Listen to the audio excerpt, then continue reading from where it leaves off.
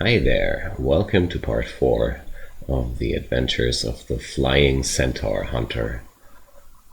I'm Ic0n, and yeah, we're gonna continue our quest for the Orb of Zod with this funny little centaur hunter. And he's in fact really flying. I'm wearing some groovy centaur barding with flying, and overall I'm pretty okay with my equipment for now. Could use a better hat and a cloak. But apart from that, I'm pretty okay. Okawaru has given us this beautiful chainmail, which solved the endless problem of missing magic resistance.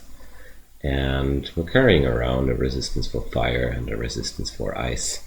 So we're pretty set on this front, but I want to keep the poison resistance up here. That's perfectly okay since we're sitting in the snake pit. Apart from that, we're carrying around this heavy armor. I want to put this up as soon as my strength is getting closer to 23. And we have a wand of digging, a wand of lightning, and apart from that, a few more scrolls. That's a lot of blinking scrolls. Really good. Some teleportation, also quite a stack. Heal wounds, curing haste, might. Okay, so in my opinion, this character is really well equipped, apart from missing resistances from for fire and cold.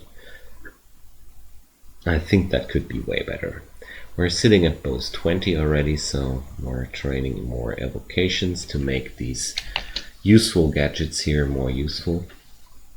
And I've stopped before entering Snake Pit 4 because it was a bit late last night and I wanted to be cautious with level 4 of the Snake Pit.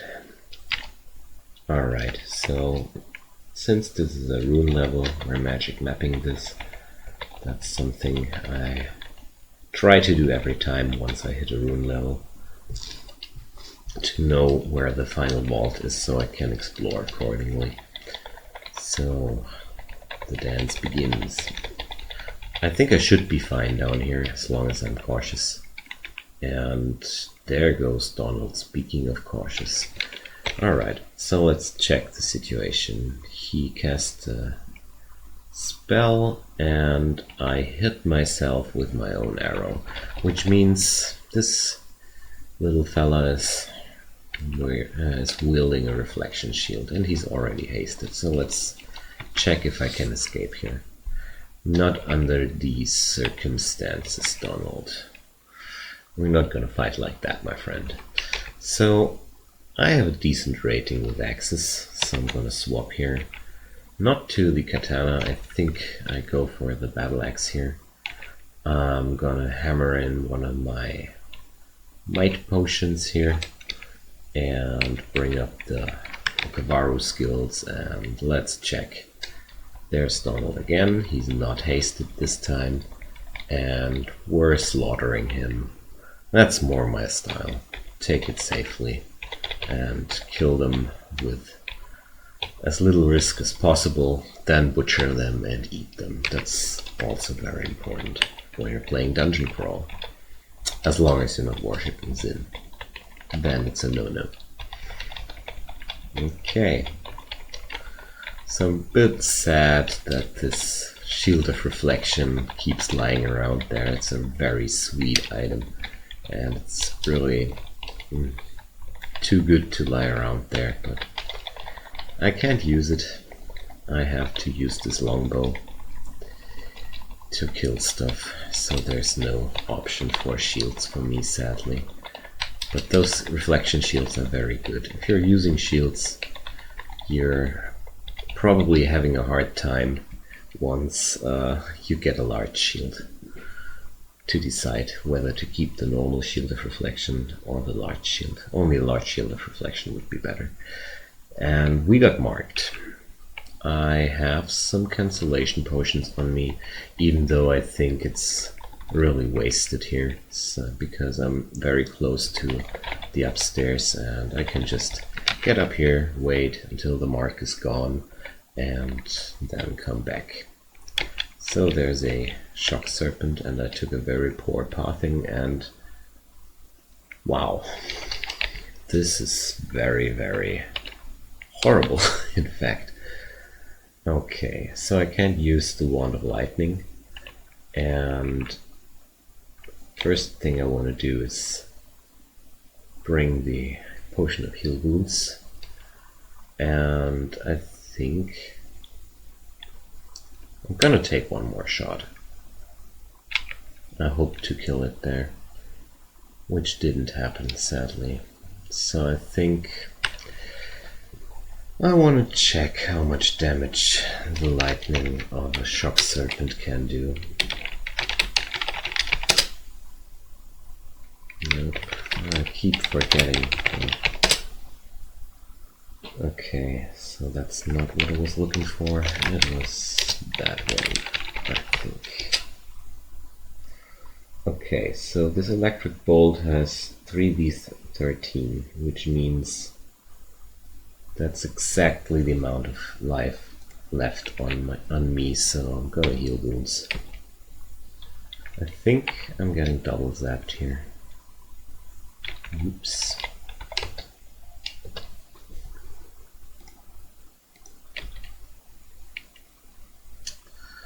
So that's done.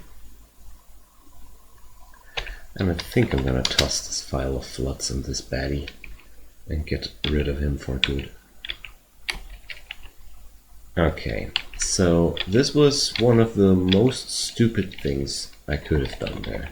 Standing next to this wall, getting double zapped. But because I'm doing here kind of tutorials, I think it was also very nice to do such a blunder, because it showed very well how dangerous it can be when you're standing too close to a wall while facing an electrical enemy. And yeah, it almost cost me my life, cost me 2 potions of heal wounds and a scroll of blinking. That was a lot of costs for for just one enemy, which I didn't take correctly. So we're sitting here in a very bad situation. The Sentinel's mark went off, but lots of enemies streamed towards us because of the alarm, and they're still in this vicinity. So we're sitting around a lot of enemies and we don't have much HP left. So I'm gonna dig for an escape here and rush towards the stairs, because I really need to heal up. And the next thing I didn't want to do was to read a teleportation scroll down here, because we were totally lacking any greater explored area on this floor, and teleporting there could have been even much worse than the situation we were already stuck in. So I rather went for some digging express, which can be very life-saving from time to time. Alright, so let's try up the other staircase and hopefully not get attacked from so many baddies at once again. So we're staying close to this staircase, keep shooting stuff which comes toward us, and somehow it's just, I can't believe how stupid I am in some situations. I just have a hard time believing in the fact that I didn't notice getting double zapped by this shock serpent. I've avoided this situation so many times before in a lot of other games I played, and suddenly you have a slight lapse of concentration and suddenly everything goes horrible. But I think those situations are actually part of the game, because no person on Earth can maintain a constant level of concentration permanently. Everybody has some few Homer Simpson moments in his life. And that's also happening when you're playing Crow.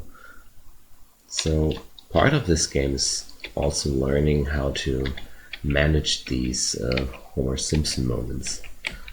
Yeah, that's pretty much it. So we got this Guardian Serpent down, which got really annoying, teleporting all these Naga in my face. I don't like that. I'd like to take stuff from a distance. So far Snake 4 is proving very challenging. Not only because I'm playing badly, but we had Donald in front of us. We had this unlucky alarm trap. Okay, I misplayed the Shock Serpent there hard, but overall there's a lot of pressure combined with the lack of my concentration here. But I think the situation is slowly getting back under control. There's a lot of Guardian Serpents here though. These guys are really dangerous for me because they have a good evasion rating as well. Or I'm having a hard time hitting them with my crappy +2 longbow, but there's still no better option in sight as far as I see here. Nope. Nope. Sadly, no better options here. We have to deal with the equipment we have right here. So there's some Black Mambas and a Naga Sharpshooter behind that. It's actually pretty scary. Well, if it's only these three, it's not so scary, but with Sharpshooters I like to be very careful because they can keep up constant damage during a fight.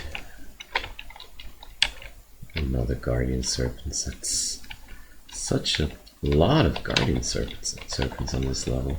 So when we're running into the next Sharpshooter, or we're gonna do it like that, Naga Sharpshooter, and the reason why they're so dangerous is the Portal Projectile spell, which allows them to fire through their allies without any problems. So they can shoot at you even if you're blocking their line of sight, and even when their allies in front of them, they can keep shooting at you because with this spell they can ignore everything between you and them, which is very dangerous. So when these guys are involved, try to take them apart when they're alone. It's way safer than letting them hide behind their friends and keep shooting those portal projectiles at you. It really hurts a lot, especially when they're wielding crossbows. So there's a double Anaconda. I'm gonna switch. I'm gonna kill the snake first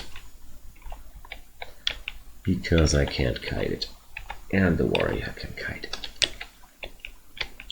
So there's another mage. So slowly regaining my pacing with these enemies, and we're dealing better with the situation overall, which is always kind of a relief. But I've lost the scroll of blinking, which is not too troublesome. I'm still carrying around 5 of them, but I really keep burning my potions of heal wounds with this character, mainly because I feel I do some very bad decisions from time to time. Okay, so we got teleported around by these Nagaraja. Let's check how good is their chance. It's 20%. Teleport others is a very dangerous ability from them. And there's 3 of these guys, so let's try to break the line of sight with those 3 as good as possible. At least take down the Mamba.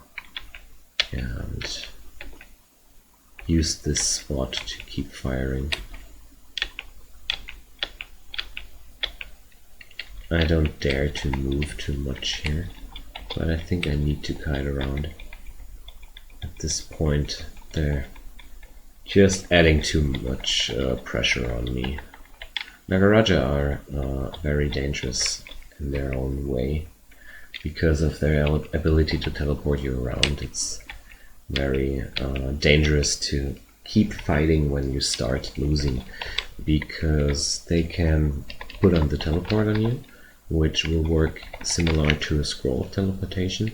And if you get teleported when you hit, let's say, 50 HP in my scenario, and then you get teleported over, let's say, here, that would be fatal. So if you're starting to lose the fight and these guys are around and you're not sitting at a magic resistance which lets you ignore their teleport other skill, you should take the escape to fight again when you're at full HP and avoid these unlucky situations. Okay. So looks like this alarm trap destroyed my fantasy of taking this level safely. And I could have known this a bit earlier, the moment I stepped into this trap. But, well, Homer Simpson moments, you know. Now we know what's happening. Now we're taking it with the due respect, and I think I should be able to pick up the rune sooner or later. Just be patient and take every fight serious and keep clearing through the level, and at some point you're done. There's nothing left to fight as long as you keep being cautious and take sharpshooters one by one, stuff like that. There's an anaconda. And right now I'm always trying to carry the fights closer to the upstairs whenever I can, to reduce the time I need to fall back to the former level. Also, because this is a slight chance to flee upstairs when I get hit by a teleport other, although that's a bit improbable, I think. But it's worth a try. At least die trying, you know. So, there's another shock serpent, but this time more smarter than the last time. And that's the normal damage output you get from a shock serpent without resist electricity if you're able to kill it off quickly enough. Oof, that was one of my most embarrassing recorded moments. But it's okay. It's more embarrassing if you die. But it's at least a funny yet another stupid death post in the end, and a lesson learned. Or refreshed. That's also necessary from time to time. Because I think dying is actually totally part of this game. It's part of the learning process, and I like to say to myself that every death here is a lesson. In some way, there's always some information you can take out of your last death about something you just did wrong or didn't expect and didn't act properly up front before it happened. And there's always, from every defeat, so much to be learned in this game. And that's really valuable to focus on. And if you keep focusing on this thought of trying to learn from every death you take, you slowly but steadily will keep descending into the dungeon, and one day there's the orb. Or you're just already did that before and like to do it more often, like I did when I started this video making. Okay, so we're clearing down these hallways. A lot of Naga to shoot down here. But it's going pretty good here for us. I'm hoping one of these sharpshooters might drop a better bow. Somehow, I don't think it'll happen though. I'm having more hopes that I get a good god gift sooner or later from Okabaru. Maybe we're gonna get some nice Randard or a more enchanted weapon. I'm really hoping to find something like that, but until then I'm gonna pump every enchant weapon scroll I get into this bow, and this is a very uncomfortable situation for me, and I'm gonna pull these apart because the Shock Serpent is way faster than the Nagaraja, and a few steps later there was only the Shock Serpent and the Nagaraja just behind, and we could kill them both separated from each other. And there goes another potion. Interesting. Let's see what it is. It's Ambrosia, and it's also the last slot of my inventory. So let's see what we can get rid of. I think it's gonna be the Potion of Flight. I'm not using these because I have the Barding to fly. And it's gonna be a permanent option.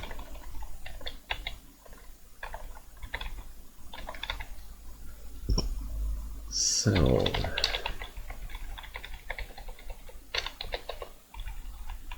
we're getting closer to the final vault here. But somehow I don't expect that there's a crap ton of enemies left in there, because we really kill a lot of Naga here. I think a major part of this vault already streamed into the rest of the level. Although I think there will be some enemies left, but not too many. All these Nagaraja we've killed certainly came out of there.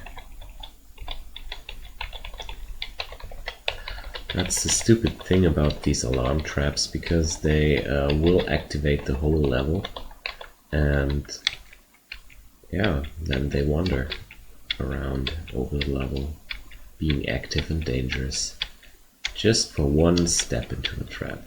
Traps in this game are really harsh. Okay, so this is a situation I want to avoid. There's a sharpshooter with them. And there's still a lot of resilient baddies, so I'm gonna retreat, heal up, and see how we can take this fight apart. And this Mamba somehow doesn't want to die. Resilient Mamba, or crappy attack rolls. Decide for yourself. So we hit level 18, and Okabaru granted us a gift. Lovely. Let's see what it was after we killed this guy. Okay, so just a bunch of arrows. Cheered too early here.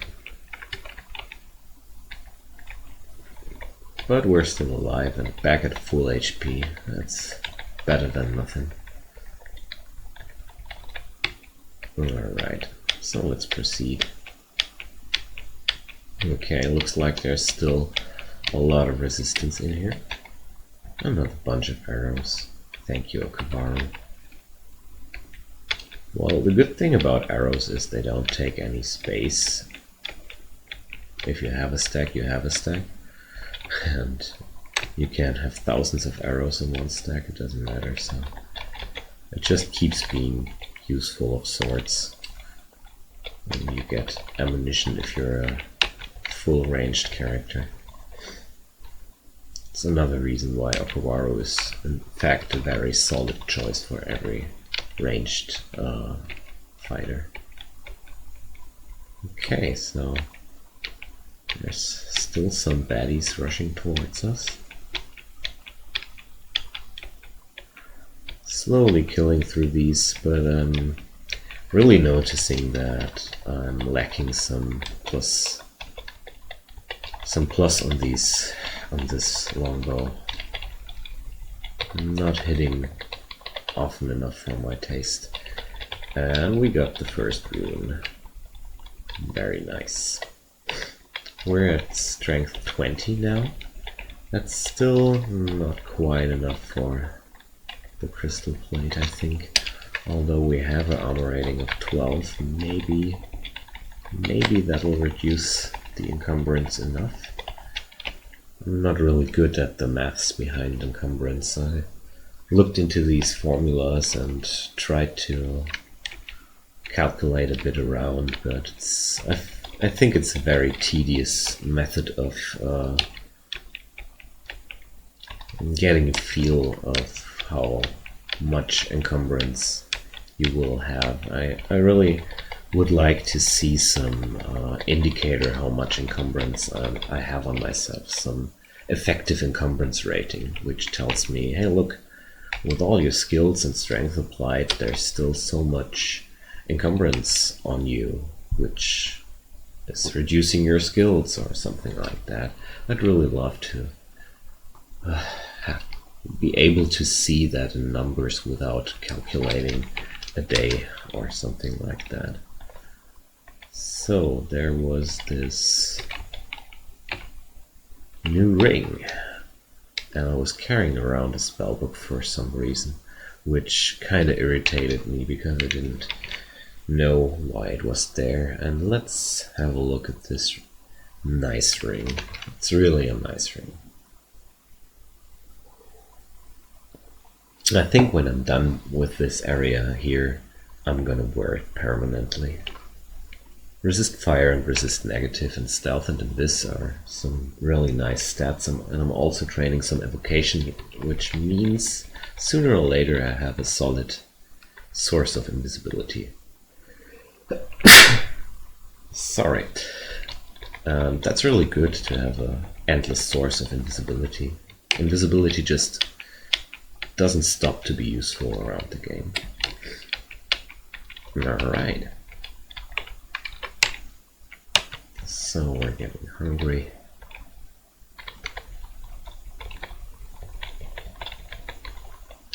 And looks like Snake 4 is done, if I don't fail miserably against this Shock Serpent again. But they're really annoying to take down if you lack electric resistance. And there's this vault.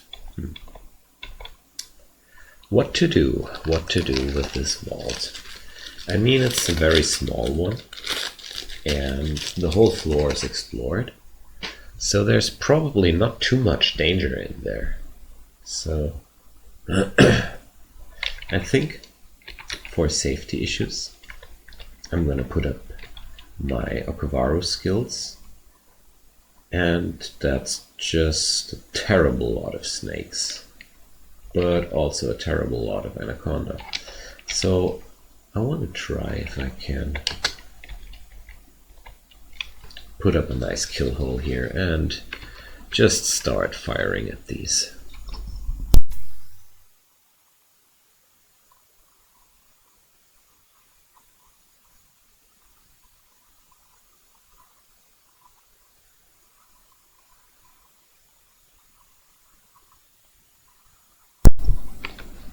So, we are clearing through this situation pretty decently.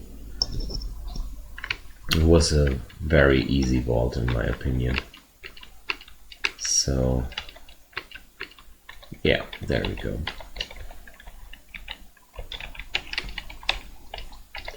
Our pack is full again. I want to get rid of something that's really annoying me. I don't need this ring of fire for now. Alright.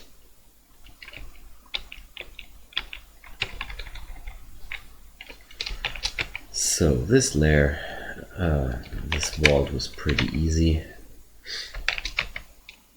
And off we go.